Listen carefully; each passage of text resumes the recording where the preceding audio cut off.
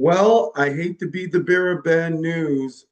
However, it has brought me with great sadness. Ypsilanti has lost Douglas Nowling. Um, Douglas has been the pillar of Ypsilanti. He was a staunch member of a popular Catholic church where he and his now widow Doris have been attending for over 7 decades. He was also a family man, a loving person, and the kind of friend that you would ever expect. Now, to make the long story short, I have always, I knew Douglas just a little bit, and I found him to be a very hilarious person. Um, and on his 80th wedding anniversary, he and Doris had a lot of fun. They reminisced some good times. There was no divorce there. There was no annulment there. No widow there. However, there was one person that I knew um, said goodbye to one's grandchild, to whom she succumbed from cancer just before Douglas would succumb to himself.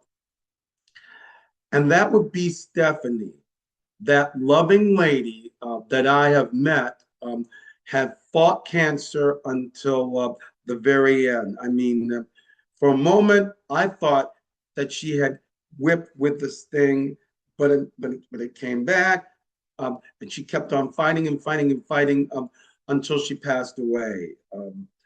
And Stephanie, if you are watching this, I want to wish you Godspeed because your grandfather is the next to join you in heaven. And I'm so sorry that Stephanie had passed. And right now, I am truly, truly, truly sorry that Douglas had passed himself. I mean, he was truly amazing. Um, he was very special. He was a very kind man. Not only that, he left behind a legacy on which almost nobody would be living as of right now, while second only to Norman Tyree, who lived right around the same kind of lifespan and lived longer the same way that Douglas had lived, because obviously they were both the same age, true.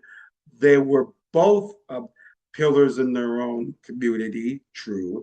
They both attended church, if you may, and that very much is true.